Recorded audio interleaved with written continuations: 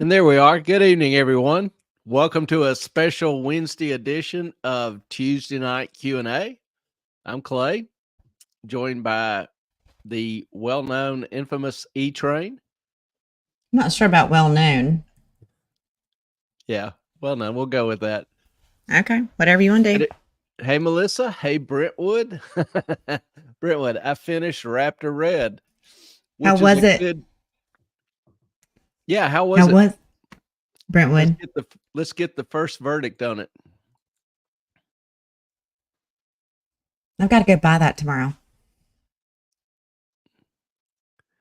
It is coming up. For those of you who may not be familiar or new, it's really good. We have a monthly book club, and the next book club is April the 16th, Tuesday, April the 16th. We'll do it on Zoom so everybody can, participate and talk, share their thoughts, opinions, views, likes, dislikes, hates, passions, loves, whatever. You just anonymously.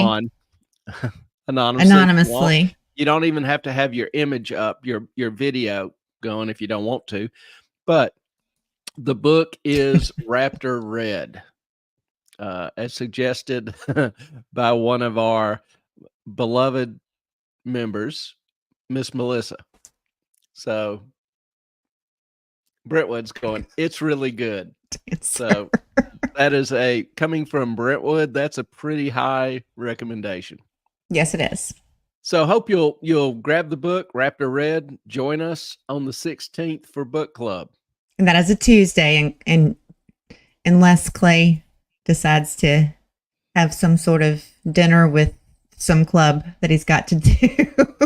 Yeah, sorry about last night. We had I have a student competition team, CFA, Chartered Financial Analyst, where they compete with other schools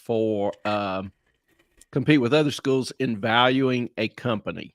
It's a pretty involved, detailed process, and it's a pretty stiff competition. So yes, took them out to dinner last night. Last night was the only night when really everybody could get together. Gave them several different choices. Last night was the only night could get together. So went ahead and bought them the dinner. Yeah, and I haven't met them yet, although I had, talked to them sort of via speakerphone on the way back from the competition. But they're a great group of guys. I mean, they're just good people. Yeah, and we met at a little Mexican place that's well known here in town. Good food. So it was good to get with them one more time. Going to use them to recruit students for next year's team. So we'll get started already on prepping next year's team. So it's not a simple process. It's pretty involved. And if any of you are familiar with the CFA certificate, it's pretty much centered on that, doing a full-blown analysis, competitive analysis, financial analysis, valuation, looking at macroeconomic factors, just on down the list. So we need a very diverse team in terms of their skills and abilities. And we also work a lot on their presentation skills, how to present the information to an audience. So it's an involved process, and they put a lot of work into it. So they did, but if they're watching, I got to give them a little bit of shit because they are the biggest procrastinators on the planet.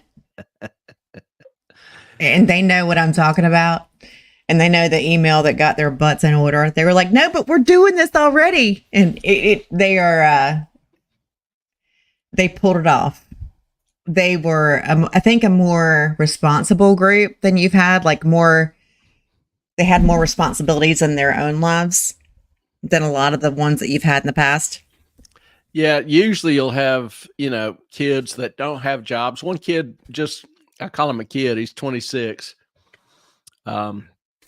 Just got married a week before the competition, 2 weeks before the competition. He's 30. Yeah. I call them all my kids. He's not 26.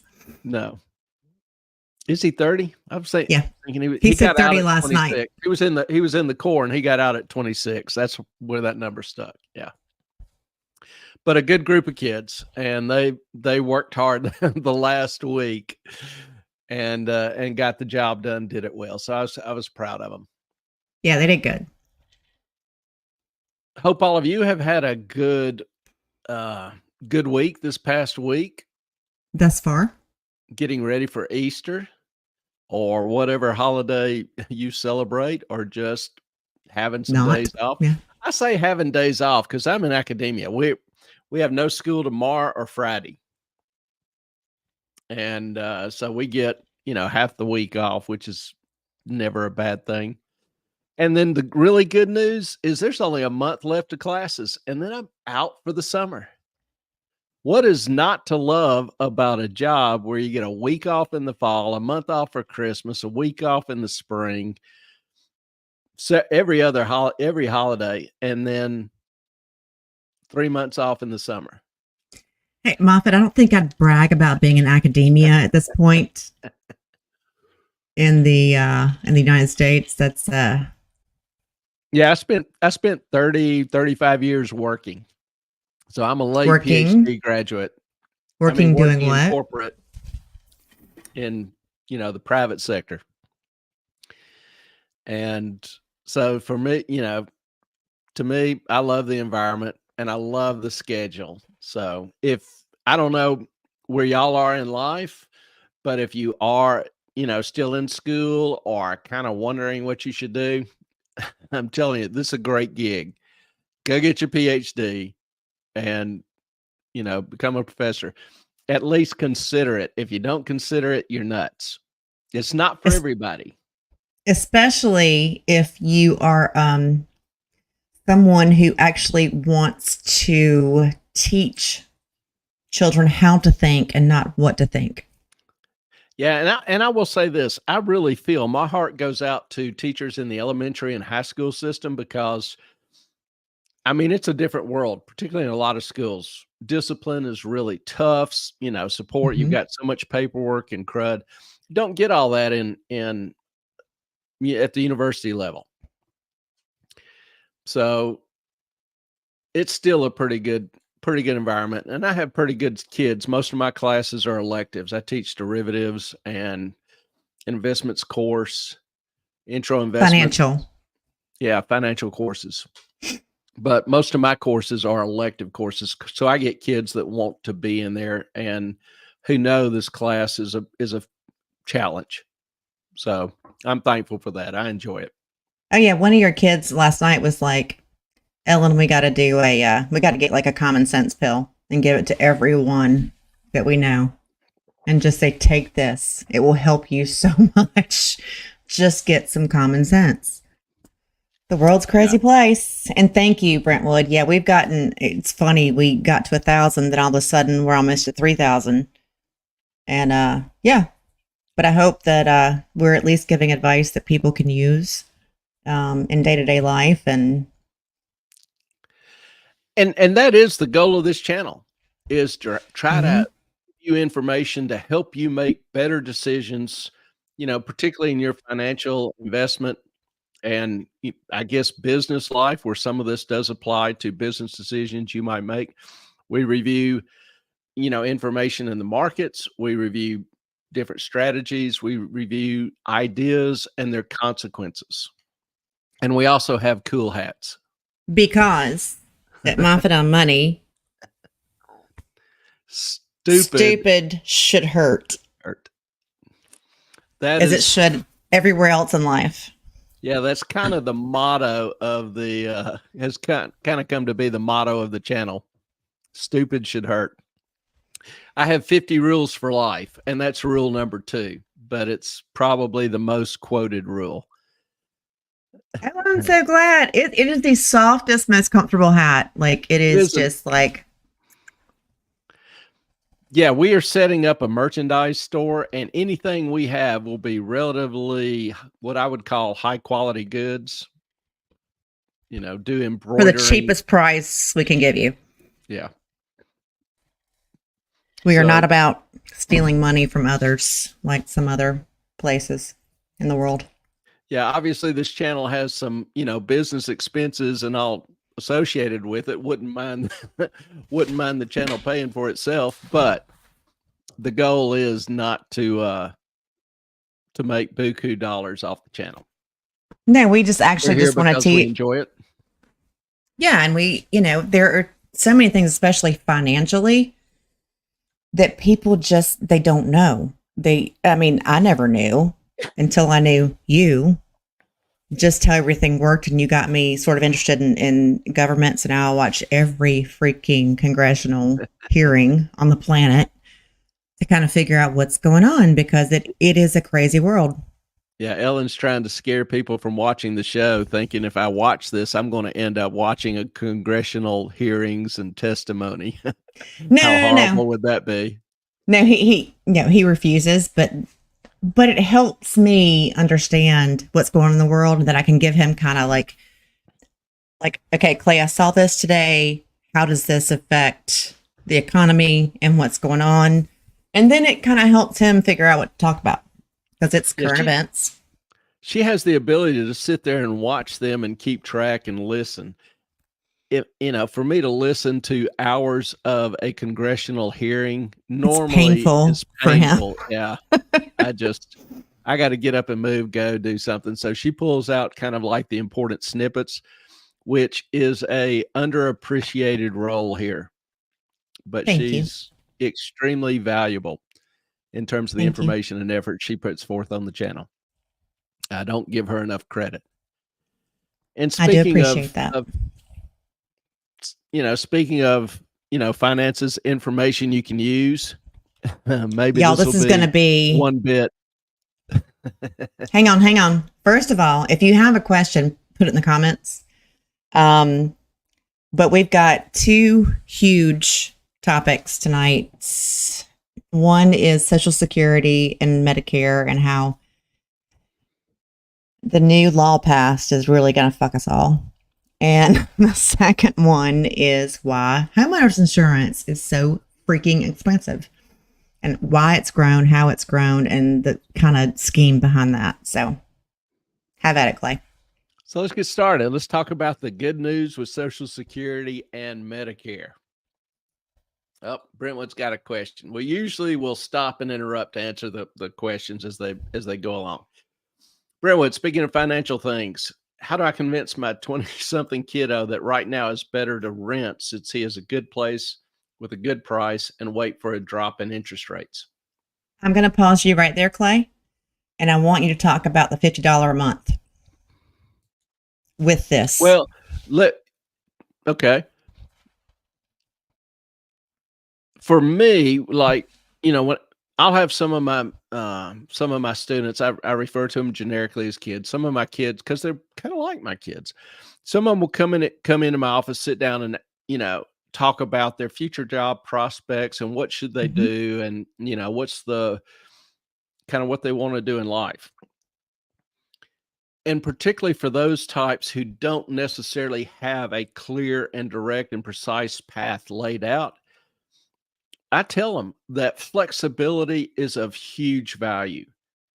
If you get committed to something expensive, even high price rent, you buy a new car, you buy a lot of new clothes, a lot of new furniture, you've got huge debt payments. And so that kind of locks you into your current job and position. You might, particularly being young and energetic, you'll meet new people, you'll make new friends, make new associates. You may have a mentor at work that, recommends you or commends you to others. And some of this networking may end up developing an offer that you might like, that you think's kind of high risk, but could be high reward.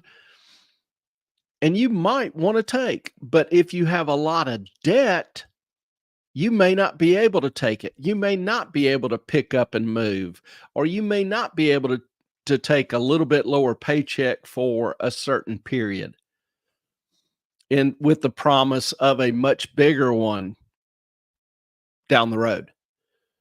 So flexibility has huge value. It's hard once you get out of school and you start getting the paychecks, and you think these paychecks are huge. But understand that flexibility has a huge value to you, particularly when you're young in life, you're not married, you have no kids, you can take more risk than you would otherwise. Now, what Ellen was talking about, I also with my, intro investment class, we learn time value of money. And that's a fancy way for saying that a dollar today is worth more than a dollar tomorrow, or a year from now, or 1,000 years from now. If if I were to offer you $1 billion, say that I will pay you $1 billion 1,000 years from now, if you give me $1,000 today, how many of you would be willing to do that? And most of you are like, no, that's a little insane. Just not in. And I'm talking about $1 billion. I'll write you an IOU out of my estate for $1 billion. So your heirs will be billionaires. And you go, no, just no. How about, 100 million, 100 years from now? And you're like, no. Time value of money. It's intuitive to us. It's natural to us. We don't think about calculating it, but the concept, the notion is intuitive to us that a dollar today is more valuable than a dollar tomorrow or a year from now, et cetera, et cetera. And particularly with the inflation that we've experienced, the loss of purchasing power we've experienced the past few years, it's been noticeable. What I used to buy at the grocery store for $50 now is $120, $130. Same bag, same kind of weekly stuff. So everybody understands that. But one thing I try to demonstrate to my intro investment students is this time value of money concept. And so they go out partying on the weekends. They're probably easily spending $50 a night, or maybe they go out one night a weekend, but $50 a weekend buying alcohol or drinks. And I'm like, suppose you gave up one night drinking a month and you took that $50 and you put it in a investment, which over the past 75 years has earned 12% on average. Where would you be 40 years from now, 45 years from now? And I have them plug it in their calculators and do the math, and it comes out to over $1 million. So if you have a kid, he puts aside $50 a month for 40 years, puts it in a stock mutual fund, average stock mutual fund, he'll have $1 million in 40 years. And the thing is, at 12%, this is something called the rule of 72. At 12%, money doubles every 6 years. So you just take 12 divided into 72. That gives you 6. Dividing anything into 72 will tell you at what interest rate, will tell you that how long it takes that interest rate to double. So 10% into 72 is 7.2 years. Hope you get the idea. Hope I'm not confusing here. And I think I could be wrong, but I think this is the video that we talked about this in depth. Well, that you linked? Mm-hmm. I'm trying to be quick, but clear. So at 12%, that $1 million, if you left it invested, would double in 6 years. So it'd be 2 million in 46 years. That would double in another 6 years. So if they're 20 and they really don't touch the money till 70, they've got 50 years. So it's very likely they would have $4, $5, $6 million saved up just with $50 a month. And so Brentwood, whatever he does, that is the most important thing. There's a video on how to set up an account with Fidelity, just a standard mutual fund. And that is probably the best way for him to go. I'm sorry, I didn't mean to interrupt you, No, but you good. And that's at $50 a month. What happens when you get a job and you can increase that to $100 a month? And then you get a raise and you increase that to $200 a month. You get the idea. Small, steady investing. And my point to the kids is, the students is, what will you appreciate more when you're 65 or 70? Having $4 million, or remembering or not nothing, remembering nothing from that night. nothing from that night. Yeah. What will be more value to you? And I've actually had several kids come to me and ask, how do I start this? What do I do? And so those two recommendations: one, start investing, even small amounts. It takes one of two things to make money. It either takes time or it takes money. And if you're young and you don't have money, you've got time. So put it to your use. And then two, flexibility, particularly when you're young, being able to pack up, throw everything in your car and go to a better opportunity. Yeah. Without being tied down is huge. I've seen a lot of kids regret not having that flexibility. And think about your future self. Like, is your future self going to think, man, I really had a good time that I don't remember?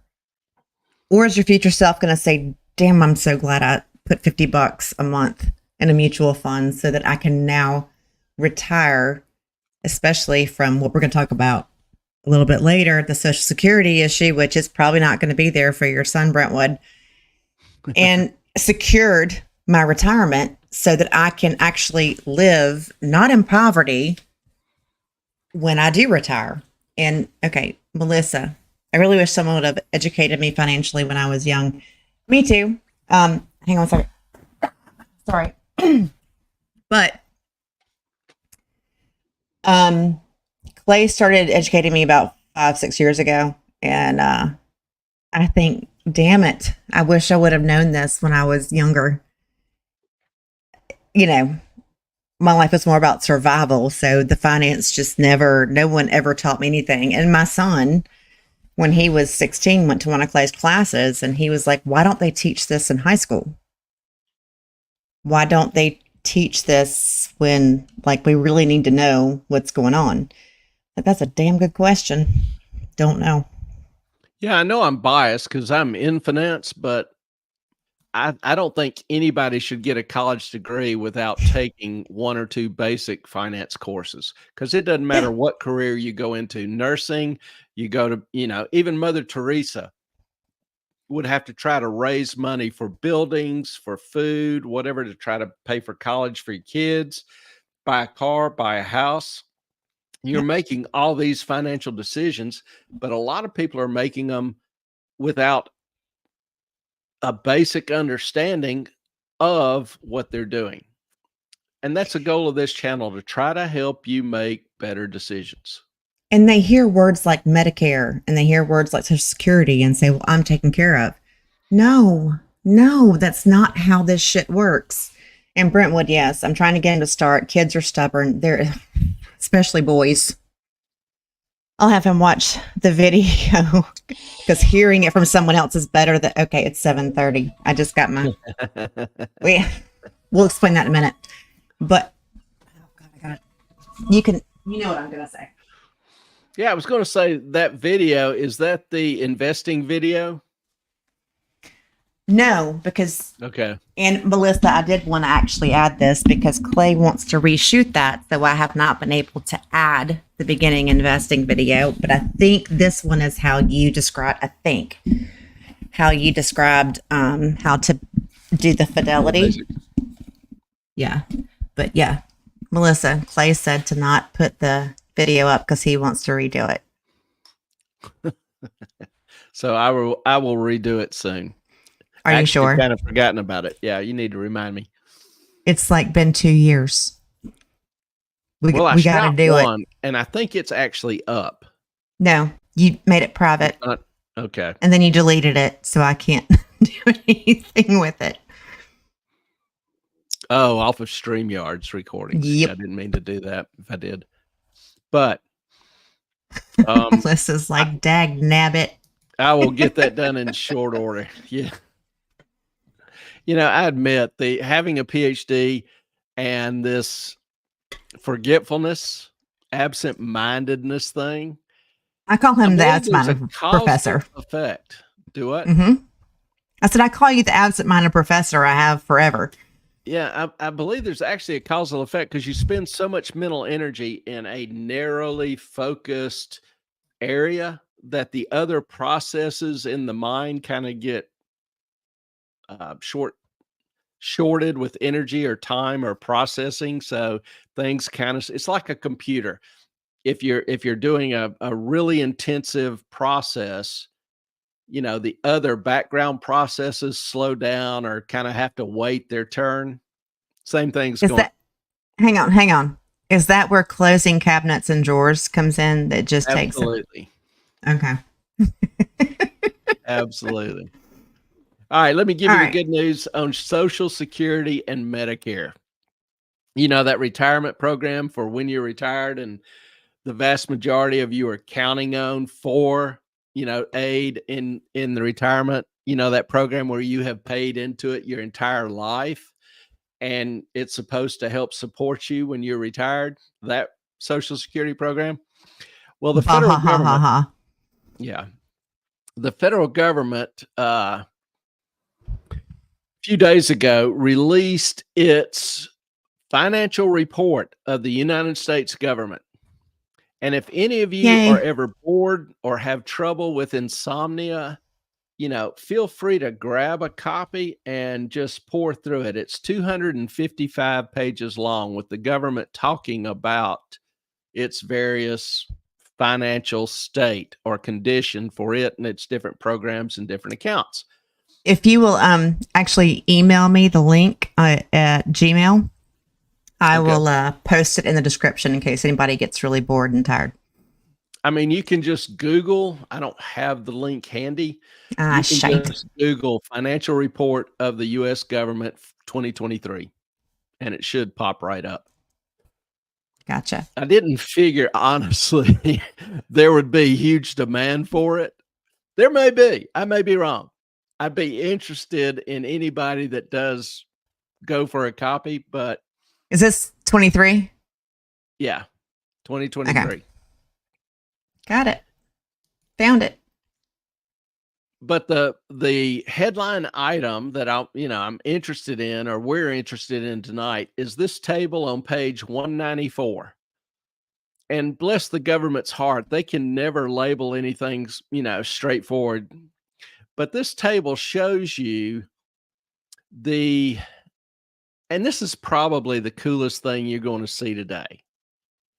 But this table shows you the amount of the unfunded liability the government has incurred with Social Security and Medicare. Now, unfunded liability. What's an unfunded liability? Or as the government calls it, present values of future costs less present values of future income over the infinite horizon. Okay, slow down, which means unfunded liability. A liability is something you owe. And an layman's unfunded terms, liability is something you owe that you don't have the money to pay for it. So the government in this table is showing you debt that it owes that it doesn't have the money to pay for. So looking at this table, the last column total, the last row gives 175. That doesn't really jump out at you. You're just scanning through the table. Okay, all this is nice. And they don't make a big deal of this. They really don't discuss this. But up here in the upper right corner, it shows in trillions of dollars. Usually when you look at a table financially, you're thinking in millions or in billions. No, our government's in a different league. All of this is in trillions. So what they're basically saying is they have $175 trillion in debt that they owe that they can't pay for, that they don't have the money to pay for it. How cool is that?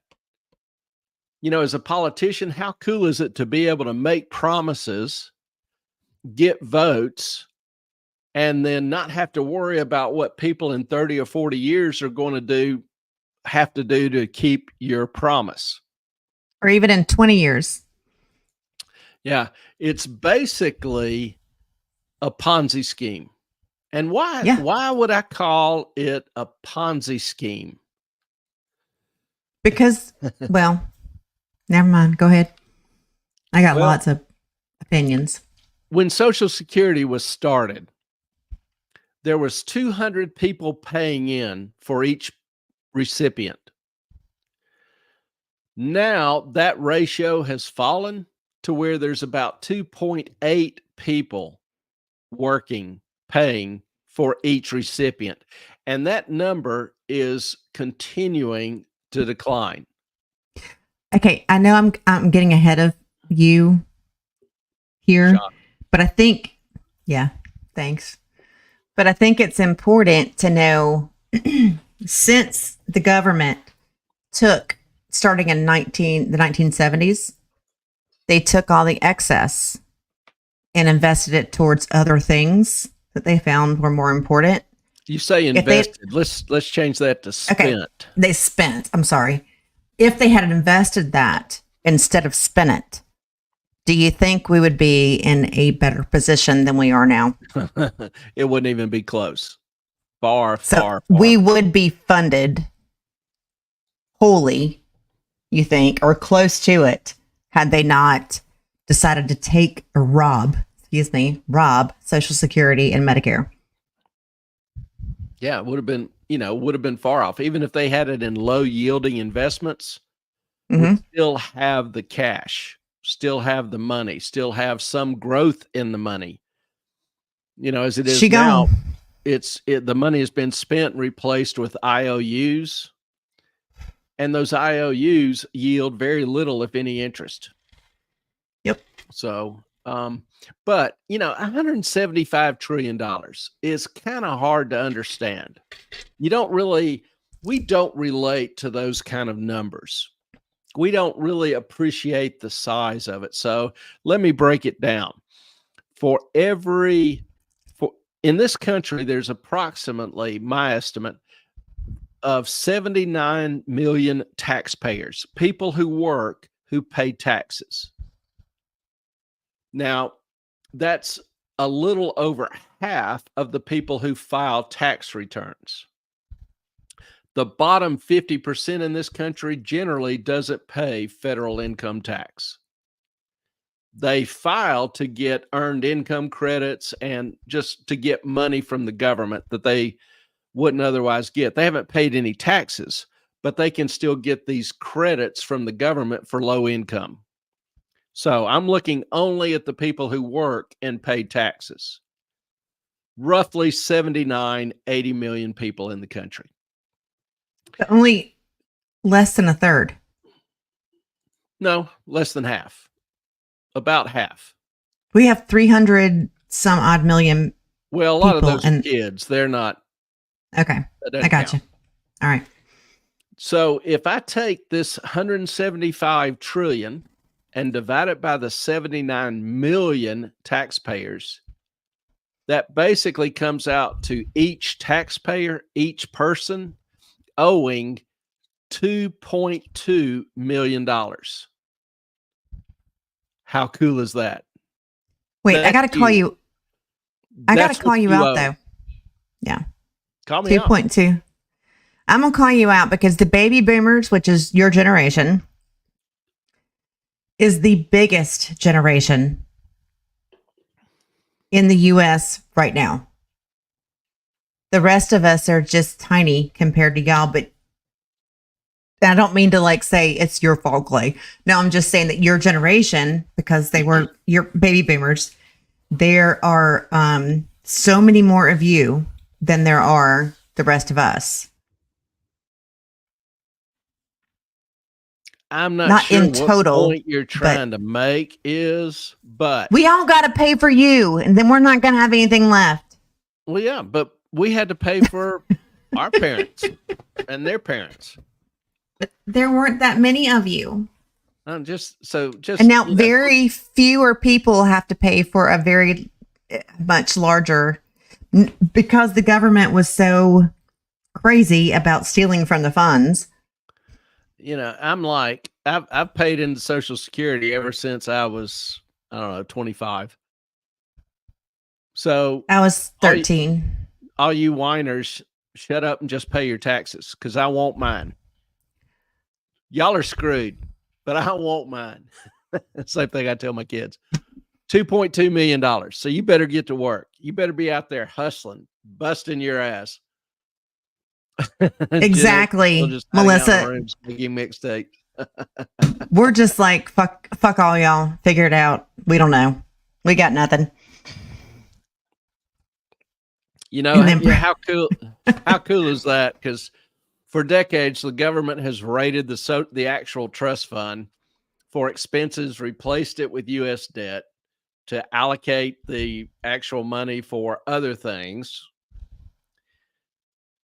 So what are the options? What are the real and genuine options? The Social Security trustees have said that Social Security is going bankrupt by 2032. So, that's hang no on. joke. It is running out of math. Yeah. Let's go back to Brentwood. Brentwood, tell your son this. Your 20-something son, he will have nothing. He will eat bugs if he does not start investing something in something. Sorry, I'm done. Okay. So what are the options? Well, you can cut the benefits. I say can. I'm using that word figuratively.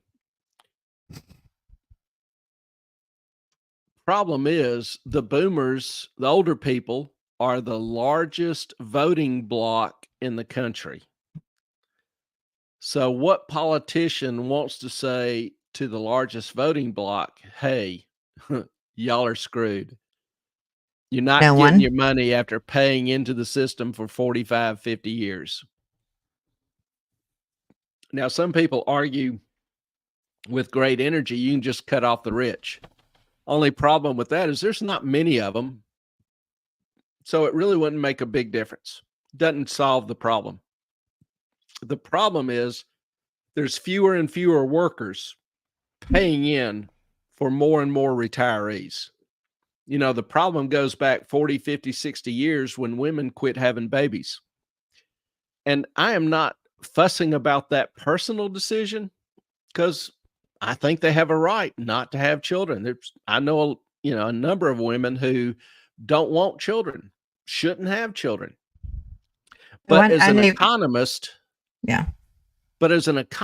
the history, the economic facts are clear. Just ask yourself, if you want to understand complex economic theory, just shuck it down to the cob and ask yourself simple questions. For example, in terms of a growing economy, you need people buying stuff. So who buys the stuff? How many of y'all have tried to buy Christmas presents for a grandfather or a grandmother, grandparent? What do you get them? Mine, I would buy like a pair of socks or a cheap bottle of wine. He didn't want anything. He had everything. There was really nothing to buy him. He just wanted time, and fellowship. That's what mattered to him. Well, who buys the stuff? It's not single kids. I mean, they'll buy some stuff. It's new parents. It's new parents, because all of a sudden they need more space. So they need a bigger house. They need all sorts of furniture. They need tons in baby stuff and food. And they just put a lot more energy into buying things than any other group. Well, if you don't have those new parents, the demand side of the economy drops. And that has repercussions throughout. So not only are you not producing future workers who won't be able to produce and pay for all this debt we've accumulated and pay for all the retirees who retired before them, they will also be facing a future without that same retirement plan because the math just doesn't work. Once you get down to 2 to 1 to 1.5 to 1 to 1 to 1, think about it right now. 15% of your check, 15% of your salary goes to Social Security and Medicare taxes that you may never get. Now, you pay half of that. Your employer pays half of that, which if he wasn't paying it in taxes to the government, he could pay you additional salary. Then you can invest that money and have your own retirement. So 15% of your income. Well, the second option is to increase taxes. So imagine your amount of taxes for Social Security and Medicare going up. And we're not even talking about Medicaid and the huge increase we've seen in those expenses. We're just talking Social Security and Medicare. 175 trillion in debts they can't afford. So you could cut benefits, which you probably will have to. And cutting benefits would include like raising the age to receive it. And you can, the recipients get a cost of living increase every year. Well, you can play with that calculation and give them smaller increases every year and let inflation do the job of reducing the value of their payments, the cost of their payments. Which they've done a brilliant job of that thus far. Yeah. I remember, was it 3 years ago? They increased the average payment for Social Security by like $50 and increased the Medicare premium $75. I forget the exact numbers, but they gave a couple years ago, they gave them a 3% increase in their Medicare benefits, but raised the premiums like over $200. So it was a wash. The government ended up getting more money than I knew a lot of people whose insurance premiums for Medicare went up more than their inflation increase. Way more. That's that's what I'm talking about when I say you can mess with the inflation adjustment.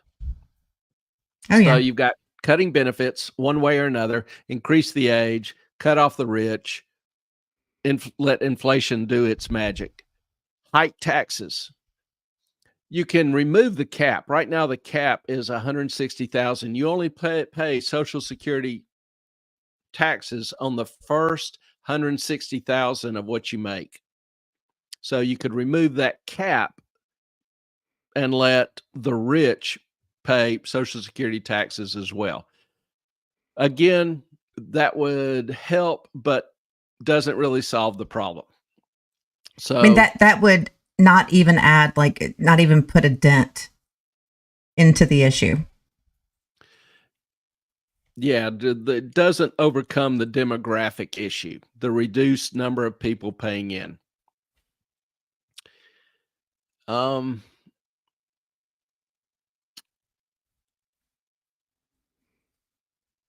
lost my train of thought. So you can, I know. I'm trying to go back through what I was saying. You can cut the benefits, you can hike the taxes, you can raise the age. Mm-hmm. The final answer the final option is print, baby, print.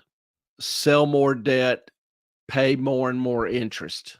Remember, we've talked about how the interest payments have already surpassed what we spend on defense.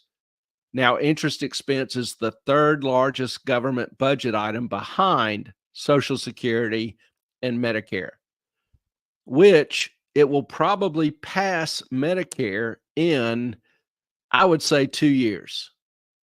And then another year, 2 years, probably pass what we are spending on Social Security. So that's a huge issue. But, in 10 years, we very easily could be paying more in interest than we collect in income taxes.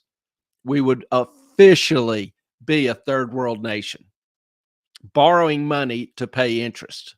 That never works out way. Hey, this is Slava Tankova. I'm probably butchering your name. She's got a question for you. Is there any other way to increase taxes without increasing the current tax? Increase in the current Social Security taxes is what she means. I assume female. I don't. Well, to increase taxes, they could remove that cap. So that would be a way of increasing taxes, but wouldn't change your rate. But my point is that won't be enough. So they've got to do something else. So I think most likely it's going to be a combination of cutting benefits. You can cut off the rich. You can adjust the age of retirement, and you can adjust the inflation calculation so that the inflation increases are less. They'll have to hike taxes. I thought so, but I wasn't sure. Yeah, they'll have to hike taxes. So, removing that cap would be part of it, but they'll also probably have to increase the percentage that workers pay. There's just not too many other ways around it. And then, raise the ages and then print more money, which we kind of know the consequence of that. Inflation. It's just, I wish that the government had done the right thing at the time and left the money in the trust funds they were supposed to for the people that it was set up for. And it just... That would help now, but the basic problem is it was a Ponzi scheme, and Ponzi schemes always collapse. A Ponzi scheme is the idea where you're taking someone's money and giving it to somebody else.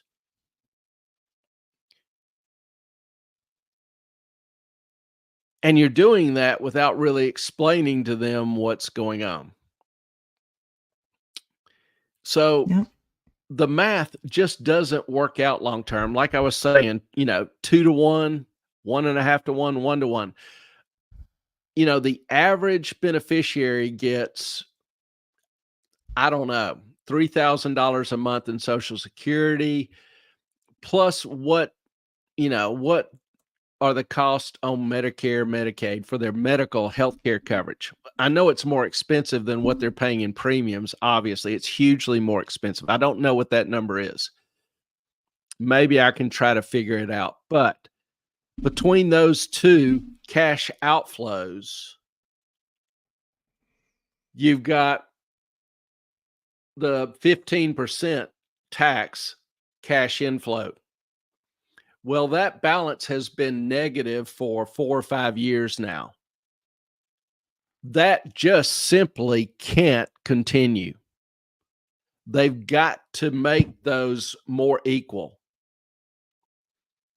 And they've been running a deficit for years. So they actually need to bump it up to build some cushion, because that ratio of workers to recipients is going to continue to shrink over the next 50 years.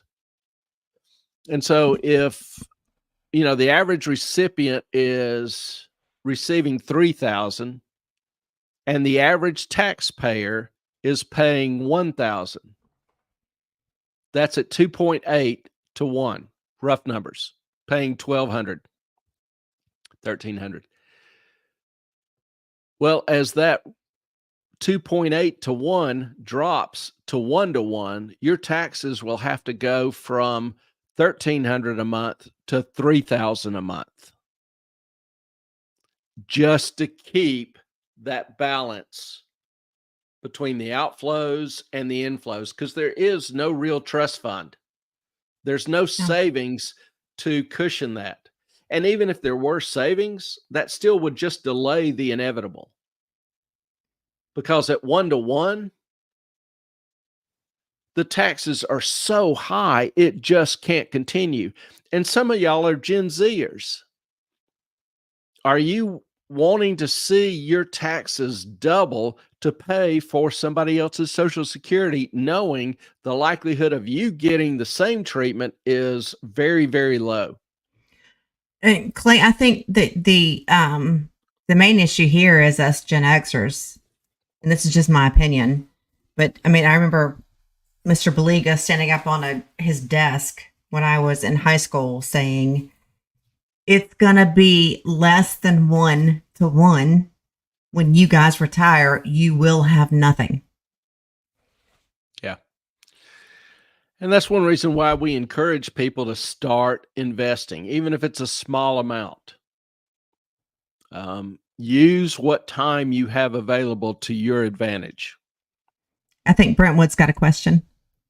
Isn't it true that Medicare was never designed to last forever? It was to help after one of the great wars, right?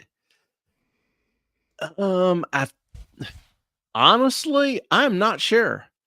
I think Social Security was. My understanding was it was created in Security, and then you had Medicare, Medicaid created in the 60s, I believe. Wasn't that Johnson? Yeah.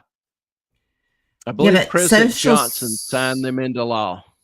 Yeah, Social Security wasn't supposed to last forever, I don't think, but Medicare kind of was. Oh, it was? Okay. Yeah, there wasn't a timeline on it. Now, Social Security was started, kind of near the end of the Great Depression after World War I. Medicare, Medicaid was started in the 60s under Johnson with the New Frontier series of programs that he implemented, welfare and some other things. All right. Desislava has another question. Okay. Can't the government use other income to fund Social Security and Medicare? We don't have any other income. Yeah, we're running huge deficits there too. When in 2019, the deficit was $419 billion. This year, it'll probably run about $3 trillion. 36 trillion. No, that's the total deficit? Debt. I'm just talking about debt is different than deficit. The deficit is the annual shortfall. The debt is the cumulative total. But the interest we owe on that debt is going to blow past what we're paying for Medicare, Medicaid, and Social Security. That was my point. Thank you.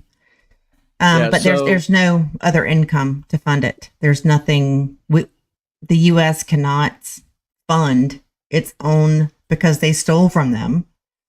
They stole from Social Security. They stole from Medicare, and they don't know what to tell you. Unless we can get the economy to grow at 10% a year for 10 years, your taxes are going to go up. Yep. Whether it's income taxes, whether it's Social Security taxes, likely both, you're going to receive fewer benefits. And just imagine the reaction when the people who are receiving welfare start having their benefits cut. Good times. Good times for everybody. Go over like a lead balloon. Yeah, but the math, I keep saying the math. This is not really my opinion. This is just doing basic math, that time value of math. You've got so many people paying in, you've got so many people receiving. And the number of people receiving has just grown and grown and grown and grown. The benefits that they receive have grown and grown and grown. The people paying into the system is decreasing. Yes. Yep. The percentage that they pay in taxes has grown. The average working person in the U.S. works the months of January, February, March, and most of April just to pay their taxes. That's not the rich. That's the average person, $70,000 in income a year. That's going to increase. Just no two ways about it. I mean, people have been voting for this for decades, but with no understanding. And the level of math skills in this country, Oh, good God. you know, I fuss about the educational system dumbing people down. And I'm like, why so consistently have schools failed to educate kids? Hey, And Clay. it's not a recent phenomenon. It's been going on for decades. So 2 plus 2 does not equal 5? That's racist. Oh, that's right. I forgot. Oy. So, you know, there's some serious problems with Social Security and Medicare. The reality is there's going to be a lot of changes made to it. I don't know how, I don't know when. Time's running out. The more they wait, the worse the solution is going to have to be. But, you know, I'll be glad to sit down with anybody and go over the math. You know, the declining demographic ratios, the Speaking of that, increase in benefits, the increase in healthcare cost. So, you know, the government, when you talk about, you ask, can the government use other income to fund Social Security? That's where I talk about print, baby, print. that's where They're I gonna talk have to about crank up the printing presses. Ukraine and illegal immigration and all the things we're spending money on that, I mean, here it is. Everything in the US government is paid by the people from our taxes. There's no special money tree growing at the White House or in Congress that you can just pluck money off of. I mean, the people pay it. We, the people, pay it every day. And there's no, I mean, they are funding so many ridiculous things in 2024 and for 2025, especially Ukraine. We need to protect our own. We need to pay for ourselves. We need to pay for what's going on here and not other countries, not people coming from other countries. Sorry, I'm ranting a bit. I'll let you continue on. No, that's okay. I think the bottom line is our fiscal situation in this country is chaotic. It's a mess. Okay? We have been spending way more than what we can afford. And I admit, my generation is hugely responsible for that. We didn't start that idea, but we turned it into an art form. Yeah, you did. You know, Not you, but the Gen Xers have just followed right along in lockstep and have whoa. just elevated an art form to a passion. And the Okay, Gen Brentwood, Zers, Melissa, back me up on here. the Okay, Gen Zers before are you like, go, before you blow up most of the generation that watches your channel, Brentwood, what about natural gas, oil, etc.? Would any of that help if we could export more of that or use ourselves instead of buying? Yes, yes, that would be. If Biden had not shut down the pipeline in the U.S. and opened the one in Russia or allowed it, and then ended up blowing it up, did it not? Nordstrom, yeah. Yeah. Or at least I believe from what I can tell that the U.S. blew up the pipeline. There's only 3 countries that have deep water demo skills and the equipment that trained people to get to it: Russia, UK, the U.S., maybe France. But Meh. did Russia blow up their own pipeline and cut their throat with receiving billions and billions of dollars from natural gas sales? Negative. There's just no sense in that. So that leaves the US or UK. You know, who has the technology to simultaneously detonate deep water demo using sonobuoys at the same instant?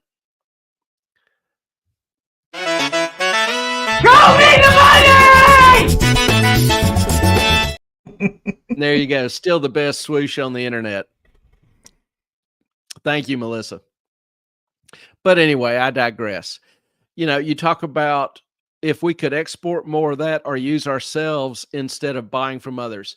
We've talked about this on a few rare occasions, but in terms of trying to become more self-sufficient and simplify your life, if you have the opportunity to start growing some of your own food, we've seen what has happened to food cost over the past few years.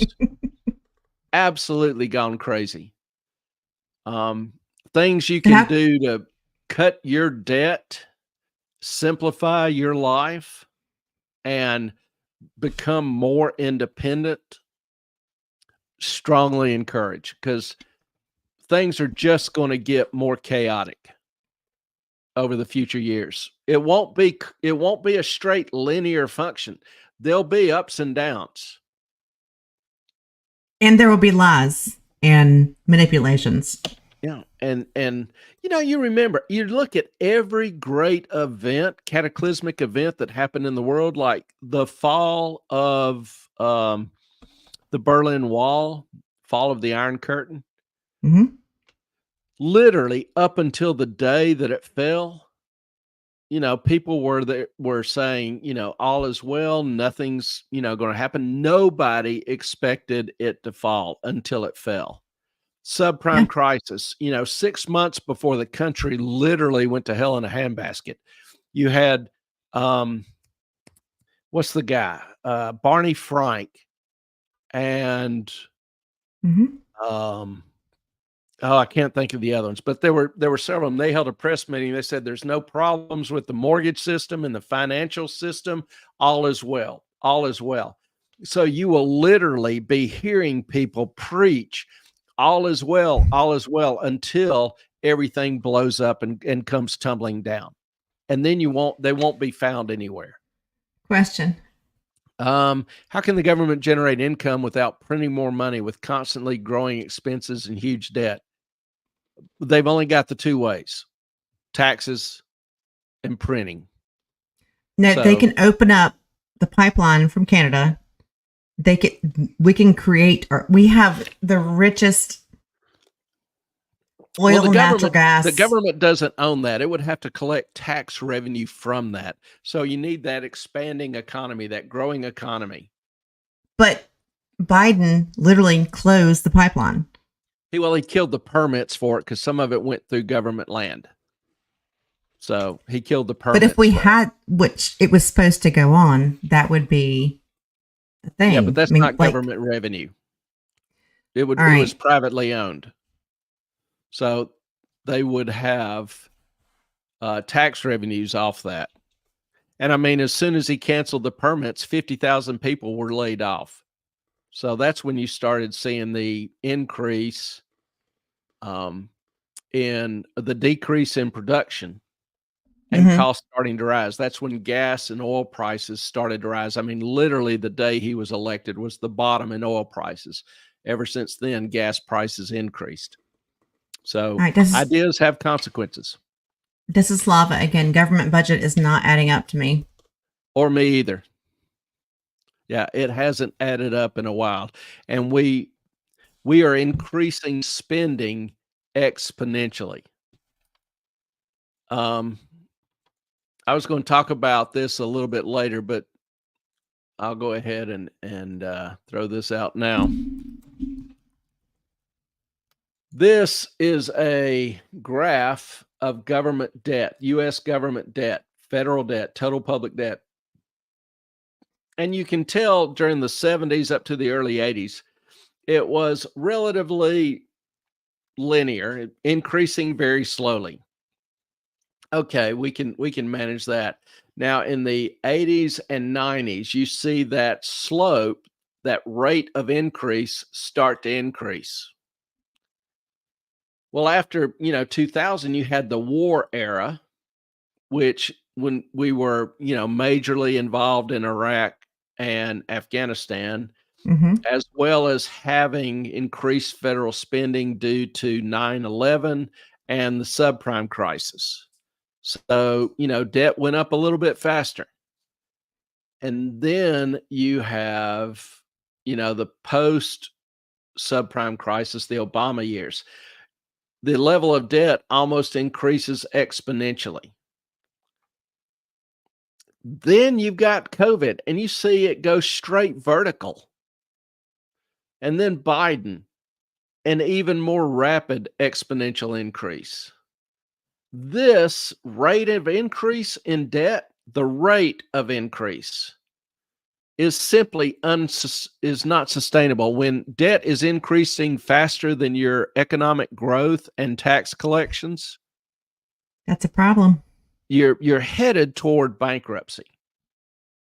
So one potential risk is that the government will default on its bonds. So if you are a retiree and you have a lot of treasury bonds, all of a sudden the government says, hey, good luck. We're not going to pay interest anymore. They default on them. You're screwed. Or another option is to allow higher inflation and devalue the dollar. Now, the way that works is just like you're buying food. 4 years ago, you could buy $50 worth of groceries and get a bunch of groceries.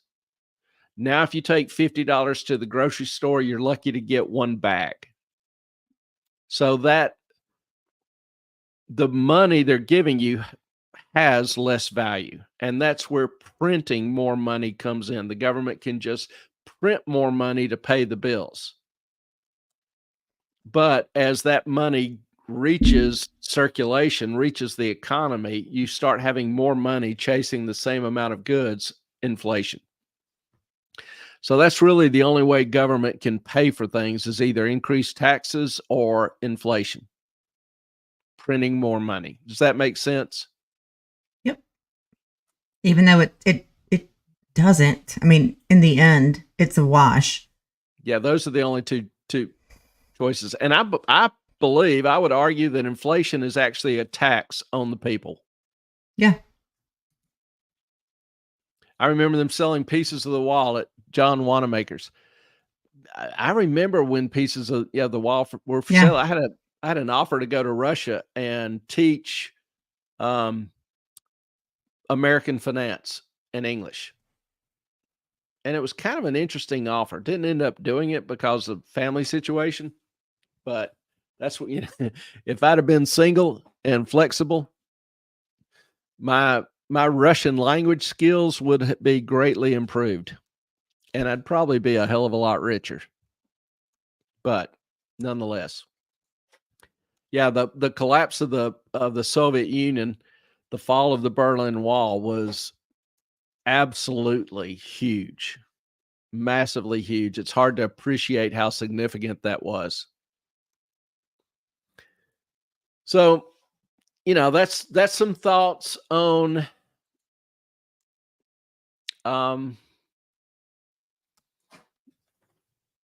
Social Security, Medicare, Medicaid. Like I say, to me, and as the comment was made previously, the government budget is not adding up. Not one bit. They're out spending like a drunken sailor. Spending gets them votes because people like to receive money. That's not how this shit works. Well, it's kind of how it's come to work. So it can't, Clay. You cannot sustain it. It's not going to be a thing. It can't. Right? Well, let's talk about the budget for a minute. The House, Senate, President Biden just signed a budget act for $1.2 trillion. And this is for 3 months. Can't do it. So it's a stopgap budget issue. Now, what did we get for the 1.2 trillion? What is your favorite item in this budget? Let me just throw out some to you and you tell me which one's your favorite. Wait, do a poll first. You should do a poll. I can't. Okay. Is it $400,000 for a group that helps teens hide their gender from their parents. Is that something really the federal government needs to be funding? Maybe that's your favorite. No. Or is it $850,000 for a gay senior citizen home in Massachusetts? No.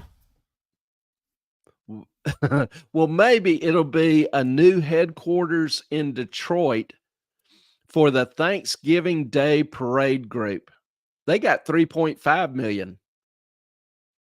What business does the federal government have building a headquarters for a group that builds a float for Thanksgiving Day Parade? Is that for the Rand Paul threw that one out, and is that for the general welfare of the people? Does that benefit any of y'all? I'm wondering. No. Well, there's more. How about $4 million for a waterfront walkway in New Jersey, a boardwalk? Or how about $1 million for environmental justice in New York City? Moffat, you're depressing me. I'm taking the dogs out. Environmental justice. So now we're meeting justice out based on someone's ideology, not based on equal justice under the law. But how about $500,000 for gardens in San Francisco? Now, San Francisco has a huge waste problem. People just crapping on the streets, garbage uncollected, whatever. So I understand they probably need some better smelling stuff, but is that really the federal government's issue? How about $2.2 million for Egyptian tuition assistance for paying for college tuition in Egypt? Does that sound like something that benefits you? Here's one of my favorites.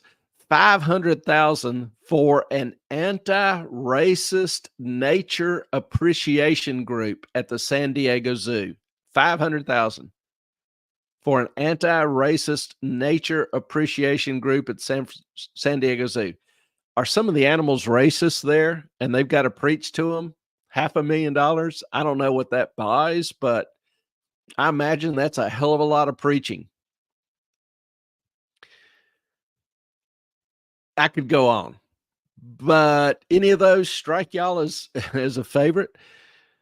And as I mentioned, last week, federal debt is rising at the rate of $1 trillion every 90 days for the past 3 quarters.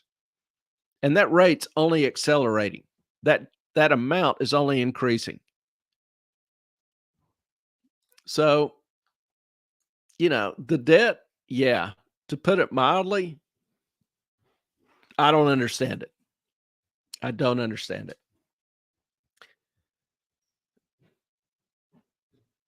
I'm going to take this as an opportunity to switch to the homeowners insurance topic.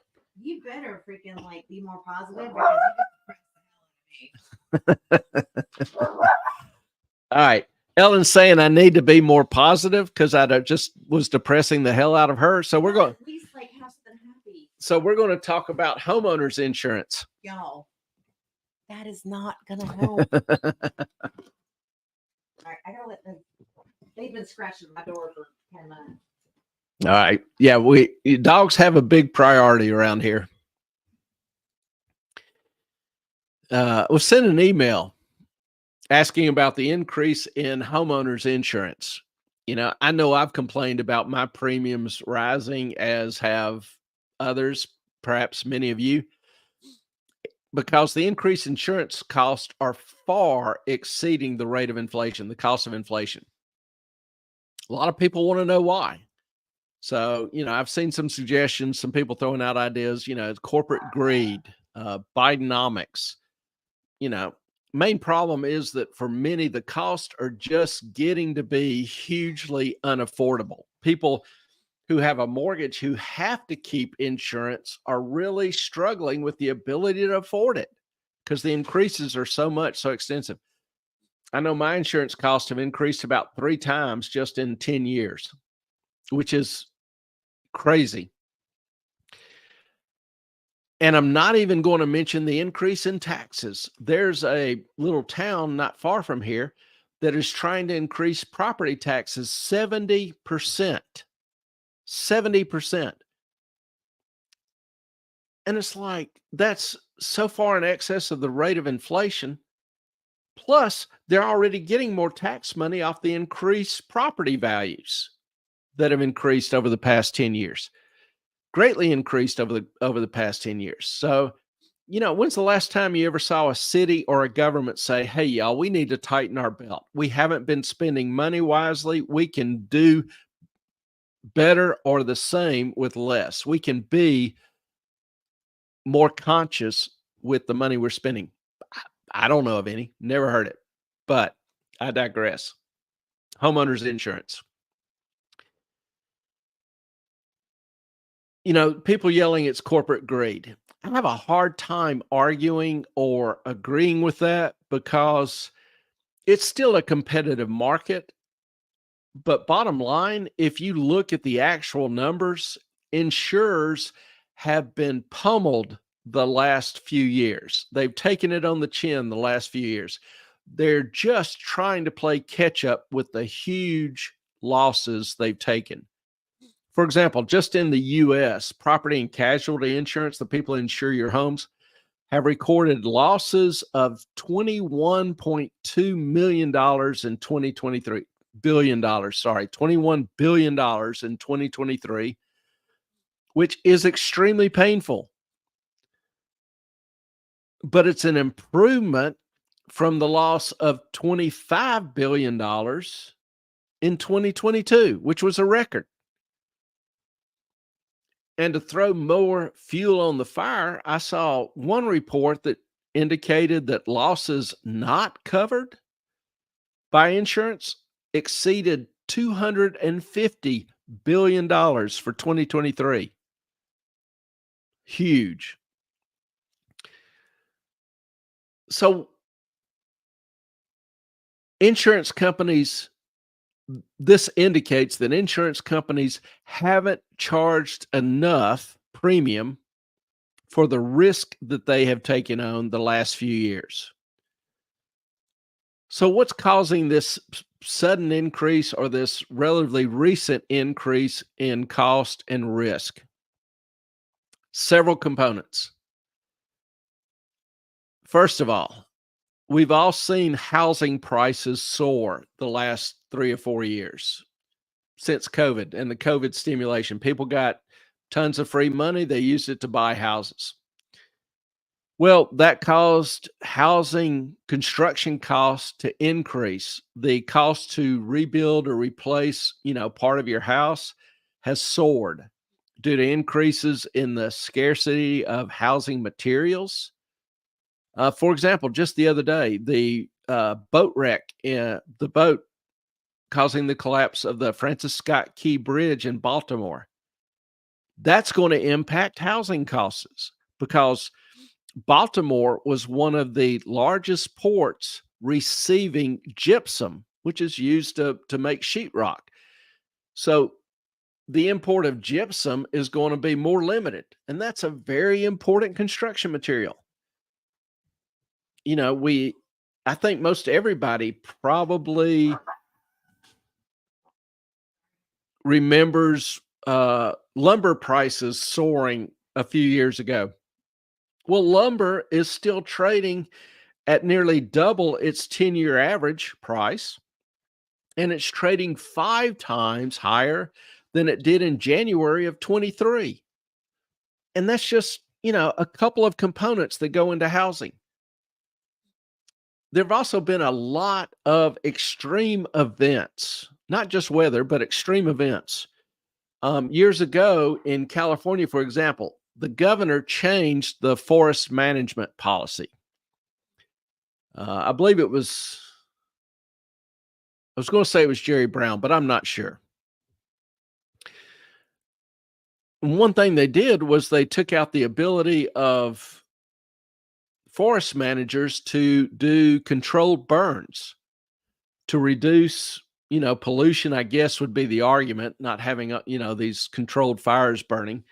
But now, because there haven't been any controlled burns to clear out the undergrowth, this undergrowth and old, dead, rotted debris has accumulated.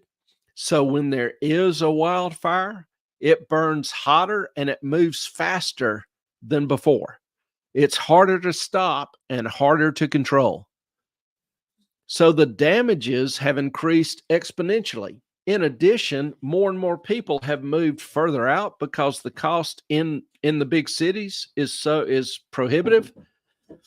So as they move further and further out, they're getting more and more into these wilderness areas that were more prone to catch fire, but there were no houses, so you didn't have losses. Well, now there's a lot of houses, and so they have more losses. Regulations also are increasing the cost to insurers. So, yeah, sorry. No, you're fine. Hey, everybody, I'm back. Just this past week, for example, State Farm said it would no longer issue insurance in California. I believe Allstate, before that, had declared they're not going to cover California. So when you have fewer insurers, and I'll also add here on the East Coast, we've had a lot of companies withdraw because of the expenses they've incurred. Sorry. So fewer insurers mean far higher cost. In Louisiana, in Florida, all on the Eastern Coast, there's a lot of companies that have withdrawn, that are pulled out after the extensive damage of the last few hurricanes, and that damage occurring at a time when housing and rebuilding costs were soaring. So they simply can't price the risk. They simply don't know what to charge, or they think they would have to charge so much that nobody would buy it. Not enough people would buy it. So they couldn't afford to cover the risk. Some people will argue that it's climate change. Is it climate change? Well, saw this little segment. This is what Ellen found. Let me get that killed. Okay, my computer is now being stubborn. No, you're on the wrong. There you go. Huh. So let me get this up now that my computer decided to work again. And if we think we can predict like 50 years out now with the current rate of technology and calculate the potential impact of climate change on economic flourishing for human beings, we're deluded. No one can do that. Peterson makes a concise but a relatively accurate point. Slava, inefficiencies there. Can we leave that for another day? I would like to hear about insurance now. Lighter subject, obviously. I'm working on it. Then Brentwood. I'm working on it, trying to make y'all feel better, right? So has my discussion on insurance helped you feel better? What does that do to new potential home buyers that have to have insurance? Are there any exception in areas that insurers pulled out? No, it doesn't help. A lot of people, when they think about buying a house, they just think about the mortgage payment, the price of the house, the interest rate. And they assume the escrow's going to insurance and it's all going to be taken care of and no big deal. Well, the thing is, they're not calculating the big increases in getting home insurance and the increases in taxes. Those are two silent killers for home ownership. Even if you own a home and you can't afford those due to price increases, you've got to sell your home. And I think that's, particularly for taxes, I think that's criminal. I live at the beach, and when I moved here, there were some old cottages up and down the beach, been there for 80 years. Well, the taxes kept increasing on property, and those people simply couldn't afford it. So they were forced to sell their home. They did not want to sell their home. Now they got good money for it. It's right on the beach. But I don't think anybody should lose their house that they've owned their entire life because they can't pay taxes on it. That's just kind of my opinion. Well, But it's like in 2020 or after 2020, when we had a bunch of people move down to the South. And yeah, our property value went up, but so did the insurance on our house and taxes. It's just like, it's crazy. Like, yeah. it should never have been that high. Now we're like shopping around, but they're like, okay, there's climate change. So there's a good chance, even though we're 25-foot flood. What is We're 25 feet above the flood level. yeah. They're like, well, you could. We're like, yeah, even in Florence, that didn't happen. So what is the reason for this? Yeah. So, the increased construction costs have played a huge factor, and they've increased at a far greater rate than inflation. Mhm. Another factor that most people don't think about in their everyday life because they're not faced with it, but the insurers are, and that is losses are mounting rapidly for insurers, property insurers, due to the looting, the rioting, the pillaging, the overall lawlessness that you see in big cities. You've all seen videos of crowds of people storming retail outlets and just grabbing everything, smashing, windows, tearing up the displays, whatever. Drugstores, same thing. The employees in this situation are helpless to try to stop the theft, the looting, the destruction of property. And, this loss of goods, this theft, the extensive destruction, the property damage cost are passed on to the insured. You're think, paying for that. Yeah. You're picking up the tab. I think that is the biggest increase. That's just my random opinion. In insurance is that we're picking up the tab for people. I hate to call it California, but if you steal less than $850, then it's fine. But they still collect on insurance, and we're paying for it. Yeah, and another contributor to insurance soaring insurance easy for me to say cost is insurance fraud.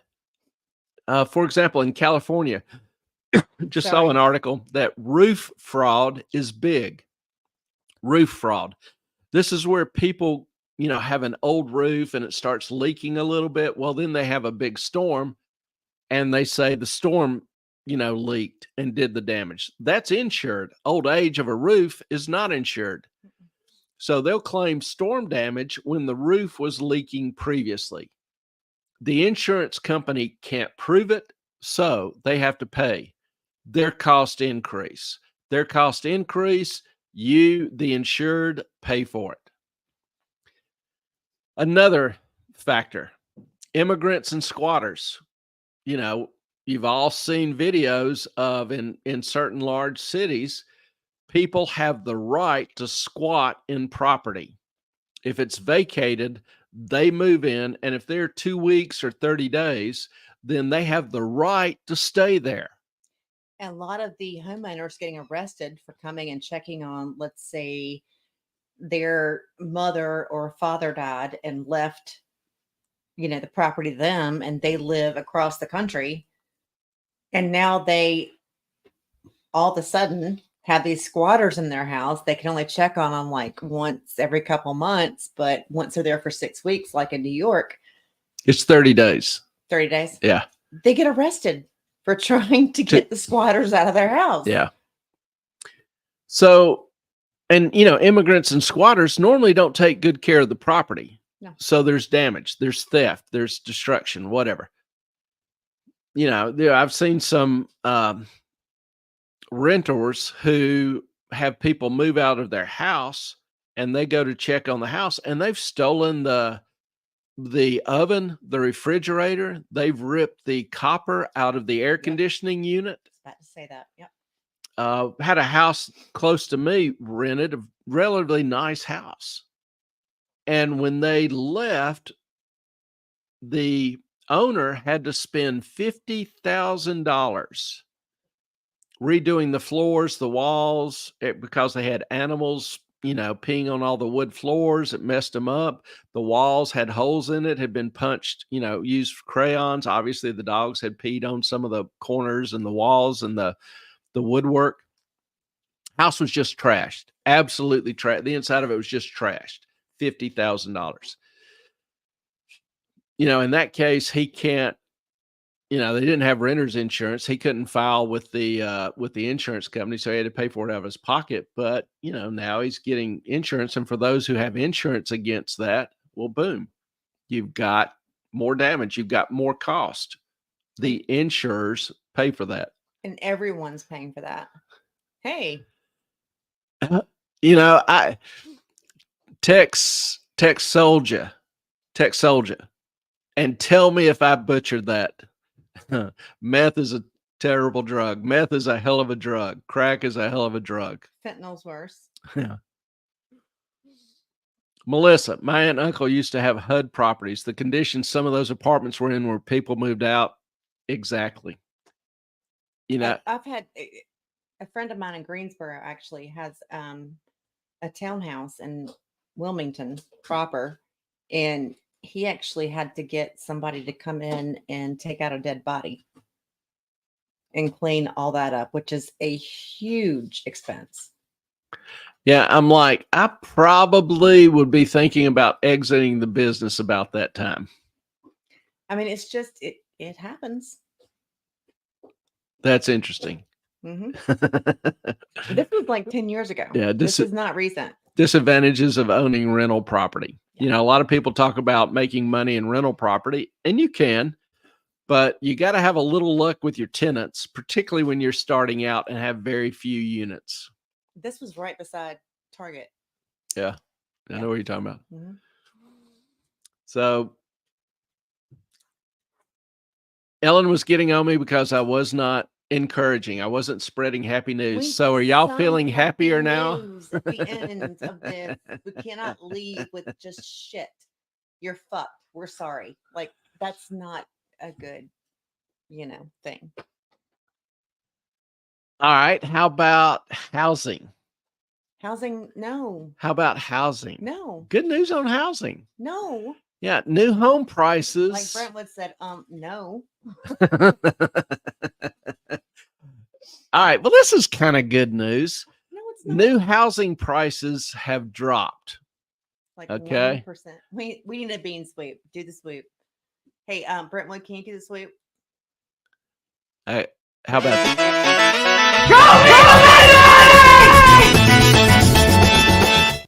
Brentwood, do it again. Go to the brand, and it is the second one down.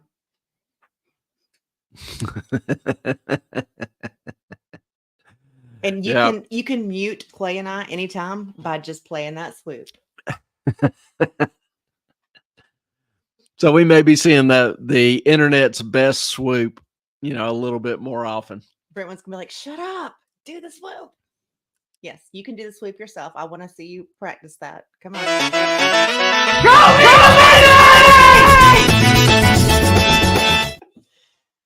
There you go. Good job, Brentwood.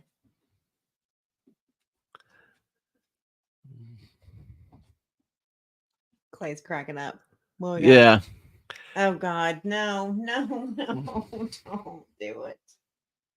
This is not going to be good news. This is good news because home prices, the median home price has actually come down. If you remember in 23, I forget the exact month, median home prices peaked at 500, right under 500,000. Well, they have since dropped to just over 400,000. That's a hell of a drop. Yes, Melissa, our skulls have been cleansed. not only have housing prices dropped, but the housing supply is increasing, which I'm stealing this dude's graph, Reef Insights. So I'm Brentwood, giving yes, him you can. giving him credit. Yes, Brentwood, you can. She can what? Can I do a poll? Yes, do a poll. Ellen loves polls. You can always do a poll. Ellen will always welcome polls. Do whatever you want to, Brentwood. So as you can tell, housing supply is increasing, which should continue to lower the price. Now, the pseudo bad news is that existing home prices are still increasing. The price drop has been all in new home prices. And I was sitting there thinking, you know, I've seen new homes going up around here. And I noticed something kind of hit me. They're smaller homes. Mhm. I mean, significantly smaller homes. So I started thinking about the square foot cost, the cost per square foot of a new home. What's happened to that? So I dig up this information. And as you can tell, since July of 22, when they peaked, they came down a little bit, gone back up. Now it's been pretty flat with a slight increase the past few months, the past quarter. Wow. So housing prices, the median home price drop that I just showed you, this would indicate that it's due to people building smaller houses, Really? buying smaller plots of land. It's not that the per square foot cost has dropped. It hasn't. It stayed up near its high. But there's just more smaller houses that are the same square foot, Just smaller houses being built. at the same square footage percentage. No, this is not a percent. This is a Okay. cost. This is $224 per square foot average cost. That's freaking crazy. So if you're building a, 2,000 square foot house, you're looking at a housing cost of $450,000. Just wild random mouth. So if you cut that to a 1,500 square foot house, you're looking at a $300,000 house. So that's your drop in median home prices. That's The cost insane. per square foot is still the same. We need to see the poll that Brentwood did so we can put in our vote. All right, going to the broadcast here. I can't see the poll on StreamYard, which is what we use to You broadcast. just go to, is clay making you feel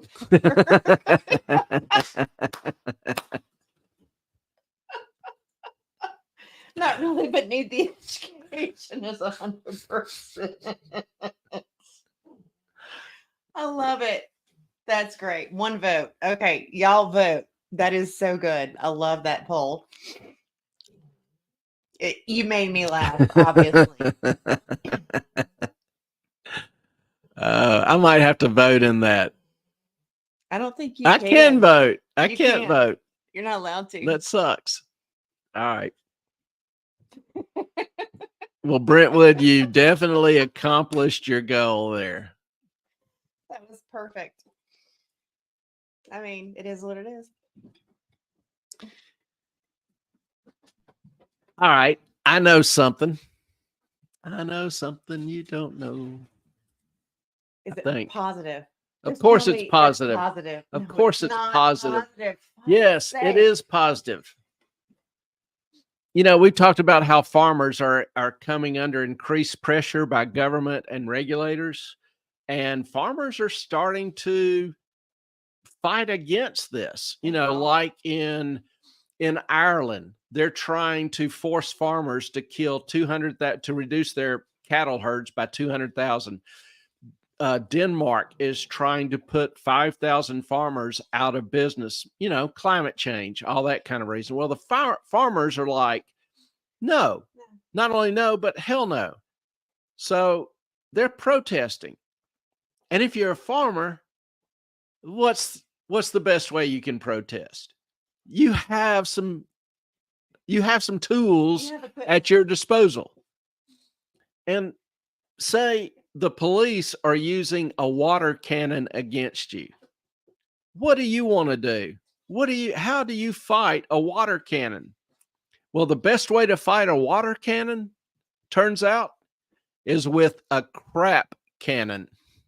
What? They're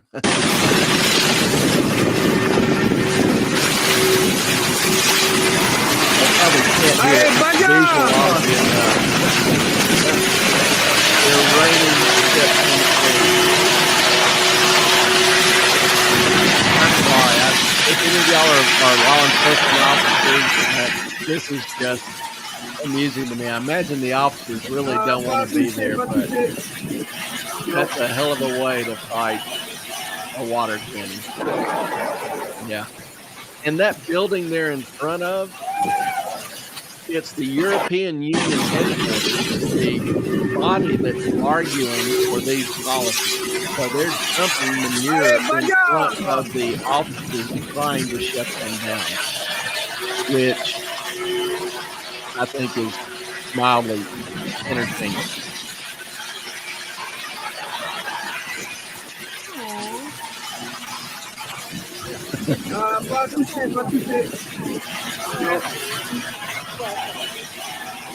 Yeah, Melissa, those of you new to the show, Melissa, we're very pro pet, and Melissa is probably the world's greatest pug aficionado.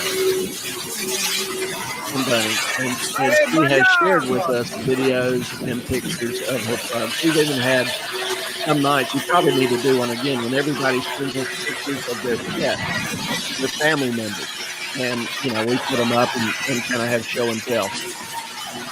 Because this is kind of a little family, and we really do, love y'all and enjoy y'all.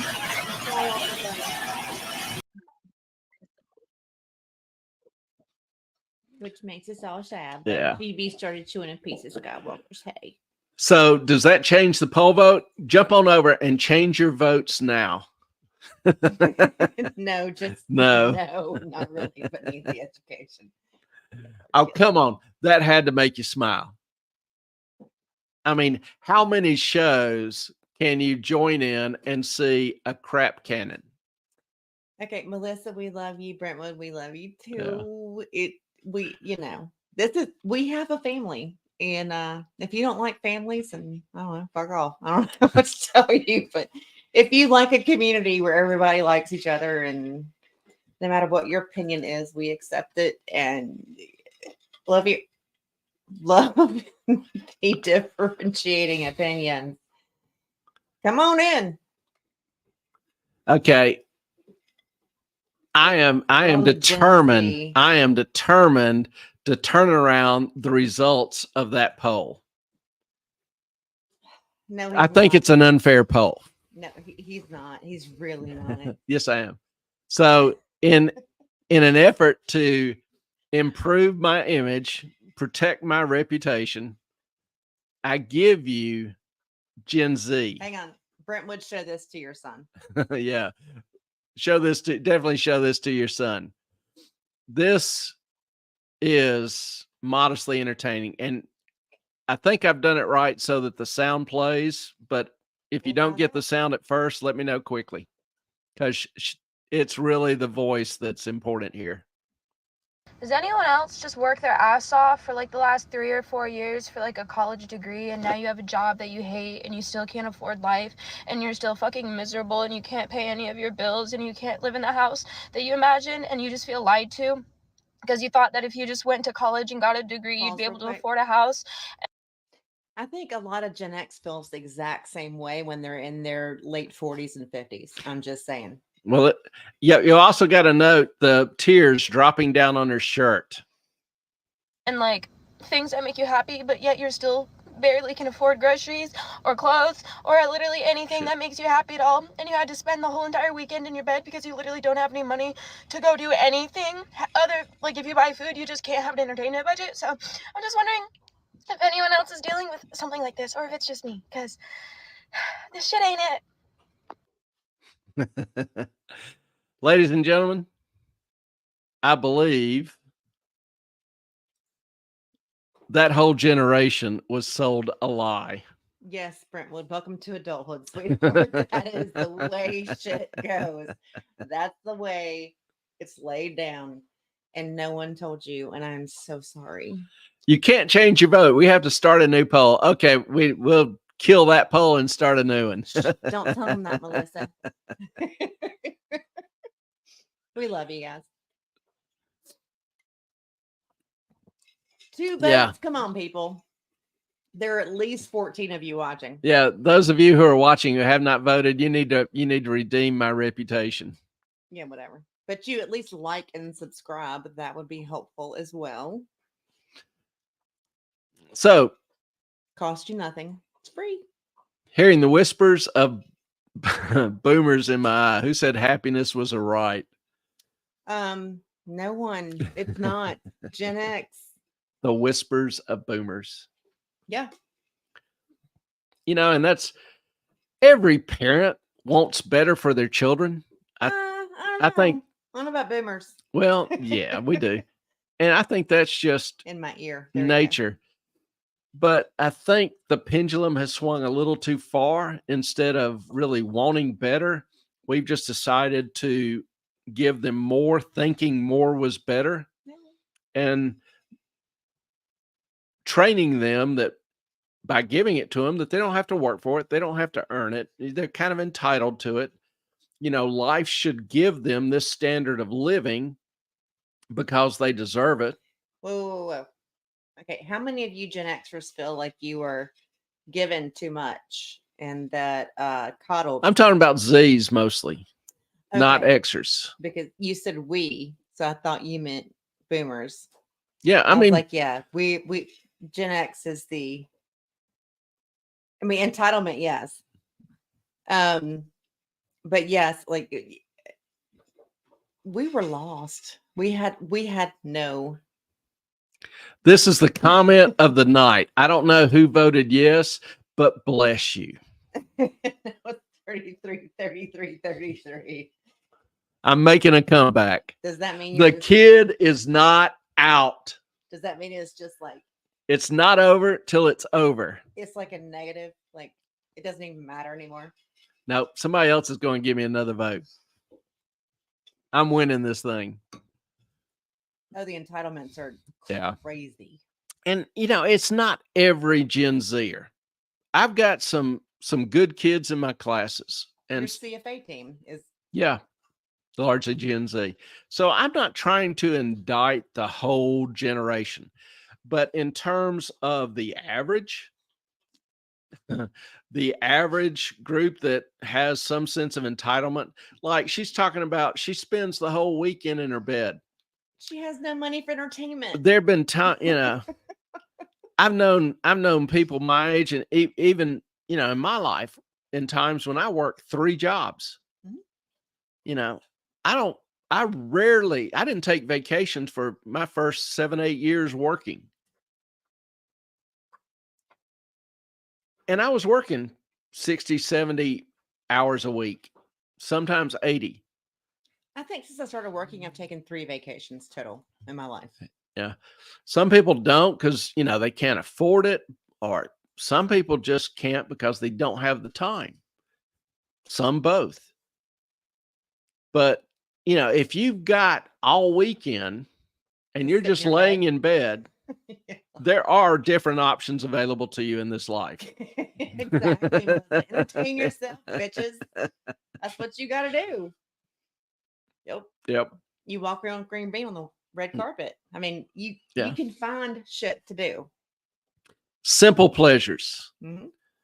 You know, the videos that Melissa sent to us are just her and Green Bean just basically taking a walk. And she does it in a very cute and entertaining style. She's very gifted, you know, with the creativity and artsy fartsy thing. Should I say that? Anyway, What are you talking about? too late. I missed that. I was reading the next comment. Well, she does little, artsy videos. Yes. Very creative, and they're enjoyable as hell. Yeah. And you can tell she has a lot of fun doing it. Well, it's just a lot of fun hanging out with Green Bean. And Yeah. And that is so damned endearing. hmm I am not an artsy kind of person. I love art. I have no gifts in the area. But I love- like pornography, you know what it is when you see it. Huh? You used to tell me something someone said about pornography. Like, I don't know what it is, but I know it when I see it. Oh, there are some things people will ask me, how do you define this concept or whatever? And I'll quote them. Was it Justice Blackmun or Douglas? I forget which one. One of the Supreme Court justices back in the 50s was writing his decision on a pornography case. And he penned the immortal words, pornography, I can't define it, but I know it when I see it. Mm. Like when I'm go to Rome and look at, David, Venus de Milo, whatever, the Sistine Chapel. David's in There Florence. are nude people all around, but it's not pornographic. Mm-mm. So I'm like, okay, I can't really define it. You could have nude people and it be pornographic. So I always rely on that quote when I have a hard time defining a concept or an idea. Mm-hmm. And Brentwood, my money toward other things than if you did. Yeah, I feel that. I mean, we have, we're trying to repaint the house, the whole interior, and Clay wasn't sure about, but he was like, I didn't know I liked the color. He's like, but now that I see it. Yeah, Ellen likes to do that kind of stuff herself. Mm. And so, I come home one day and she's just got a paint can and half the wall, painted. And I'm like, okay, this is different. That's when you first, I think, brought up that statement from the judge. Is it? Yeah. Yeah. Because you're like, Oh, like people ask me, do you think this color look good? Or, how do you want this room decorated? And I just absolutely suck at decorating because I can't imagine what the room's going to look like afterwards. But if I see a picture of a house or a room, or I walk in a house, I go, I like this. I don't know how to put it together. I can't imagine, just going around shopping, walking around and seeing a piece and imagine, oh, that'd look good here. I don't have that gift. So that's one of the times I'll use the, I can't define it, but I know it when I see it. Quote. I'm sorry if I wasn't clear about that in the beginning. I'm a pro at that. If I were closer, I'd help you Oh, paint. girl, come on. Let's do it. We'd love to have you. There is so much to paint. We've gotten most of the downstairs done and part of the upstairs, but I still got so much to do. And I admit, I enjoy working with my hands. It's one reason I'm, doing the welding class and some other things. I do enjoy working with my hands. I miss that. I used to do, some woodworking and stuff, but when I moved, I had to leave a lot of my equipment and stuff behind, and hope someday to, be able to have a workshop and get back to that. It's Carson. How you doing, buddy? You didn't get the notification. I know we're on a different night. Clay had his CFA group. We went to dinner. He set it up. The poll's still there, boo-boo. Yeah, but he's missed it all. Carson, they were jumping my anatomy because they were getting sad at everything I was saying. There was no good news. And so I give them some entertaining things, hoping to redeem myself. So get on and vote yes. I mean, I'm telling you, it's It's And for those of you new to the show, you'll notice everybody's kind of saying hey and good to see you again and all. Like I say, we are a little family. So join in, introduce yourselves, say Don't be hey. afraid. We love everyone. Yeah, we appreciate you being here. We appreciate you watching. If you're on replay crew, we still love you. They busting your spheroids. They were busting my spheroids. He was so negative. I was like, "Is there anything I happy wasn't negative. I you was can just, say about today? I Anything?" was just, The poll dropped up at first, but disappeared. What is about Canada in the polls? In the sorry, honey. oh, just, He's just and the just look. He and the does a flip. gifted- and the gifted memberships. Like, what the hell, man? Yeah, it was icky. It was very icky. But Brentwood made me laugh with the poll, so that was cool. I Yeah. hope everyone else laughed about the poll. Yeah, and I will add, it's still not too late for you to vote. Vote yes. Choose, choose life, love, Quan. Vote yes. So- we're going to do from Poland. I've been, Carson is witty and funny, but you know what?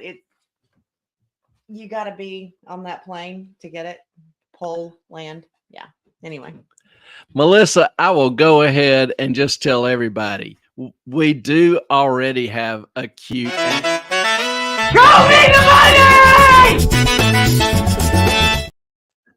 And there's GB popping up. So we do have a cute animal swoop. Comment.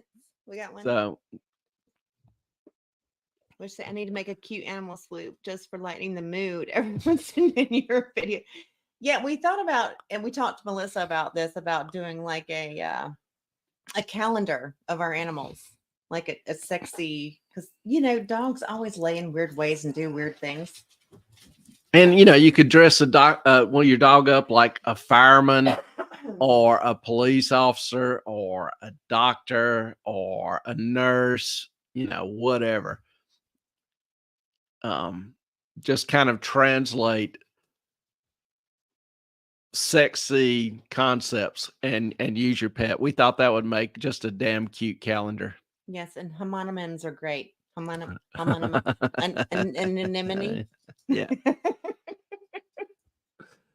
Something like that. Well, Carson, we're glad you jumped on in, man. We always appreciate you and missed you. Carson has a gift at derailing the train of thought. I mean, extremely gifted. Ellen's pretty damn good at it, but Carson is the He's the master of derailment. Yeah, the force de majeure. Mm-hmm. I know we love Carson. He's the best. Like, if y'all want to come in here and just totally rip up chat and our whole thing, we appreciate it. Carson is the expert and he loves doing it. Yeah, we love him for it. We definitely have an eclectic mix of viewers. I mean, we have several in Canada, Scotland, had a couple in Russia. I haven't seen them recently, but United States. Yeah, obviously the States. East, West, Coast, everything in between. And Carson kind of jumps in, sometimes when he's at work. Time to go look at some boilers and take some water samples. Oh, by the way, Carson, before you pop off, at the CFA dinner last night, I mentioned the sous vide, and every single dude that was on Clay's team knew exactly what it was and was like totally on board with it. And Clay was like, "Dag nabbit." This is Lava. Thanks, Clay. I liked how we stayed more on topic tonight and what was covered. Good night to all. Thank you for being with us. Appreciate you being here. Good night, this is Lava. Sky Ricky. Hey, girl. Just resting. My back is out. Oh, no. What happened to your back? I hope. You okay, sweetheart? We don't want.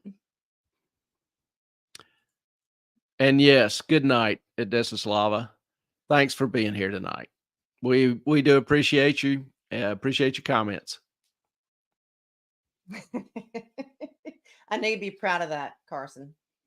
That all of his team were like, What, sous vide? Yeah. Heck yeah. That's the greatest thing ever. Gen Z, what can I say? No clue how it went out. Well, honey, I'm sorry. Well, I hope it's nothing serious, just like a little, sprain or something that's, uncomfortable, but gets better soon. Hugs. Backs and feet, you never really appreciate them till they aren't working correctly. That is true. You just kind of take them for granted, but when they screw up, it can be miserable.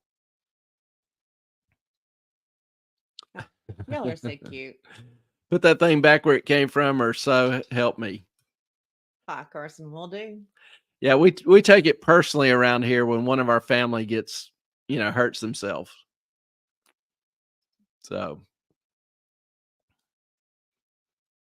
Carson, you're an Xennial. He's Gen X. Yeah, I called him a Z Oh, he's not. because he acts like a Z. No, he doesn't. He does sous vide and disrupts.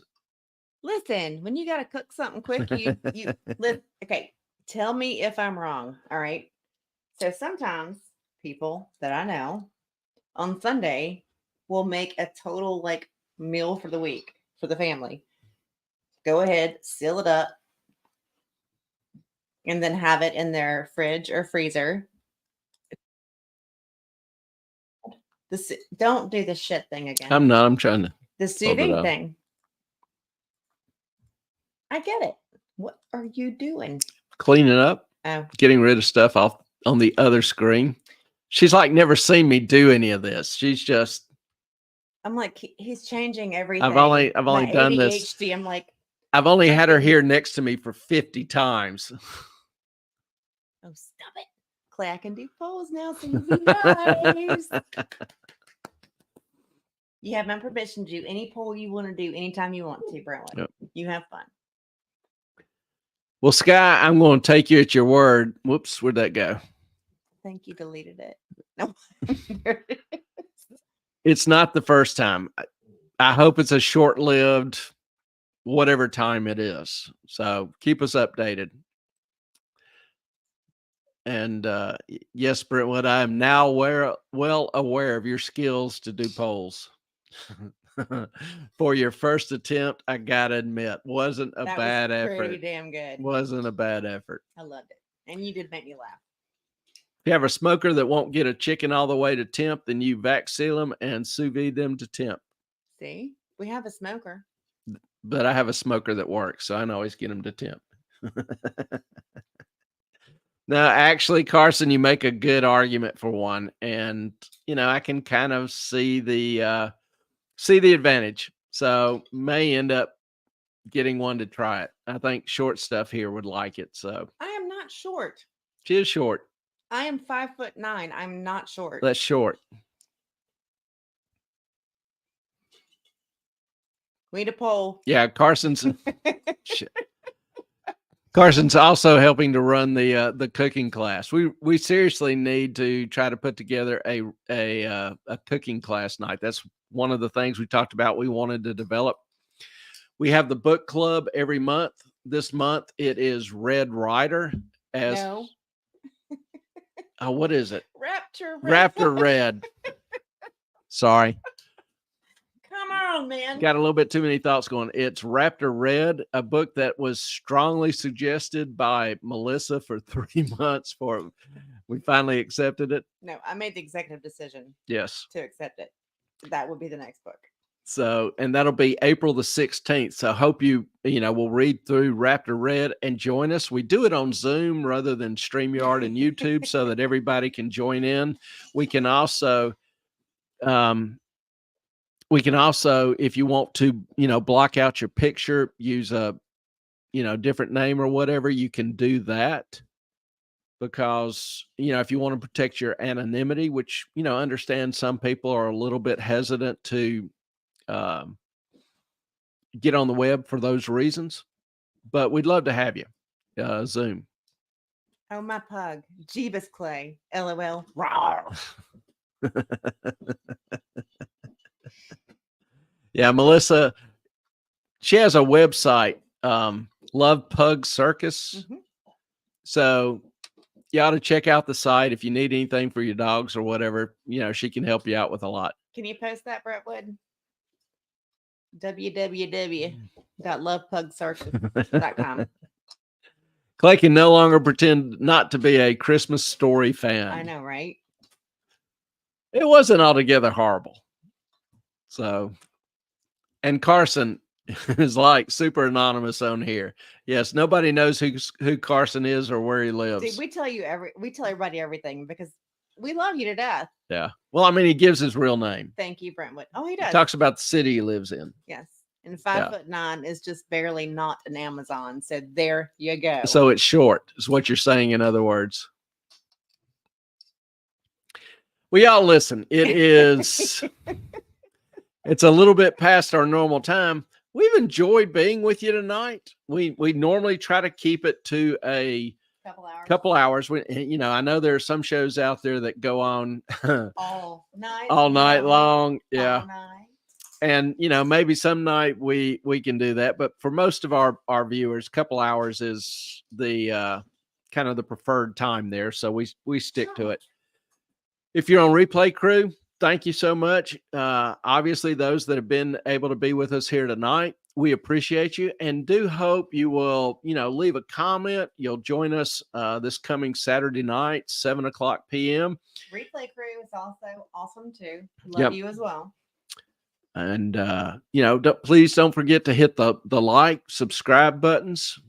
If you have any questions, we are on X at Moffat on Money or moffatonmoney@gmail.com. Love to get questions, and we'll cover them the next show or the show thereafter pretty quick as we can. Thank you all. Really enjoyed it. Appreciate your support.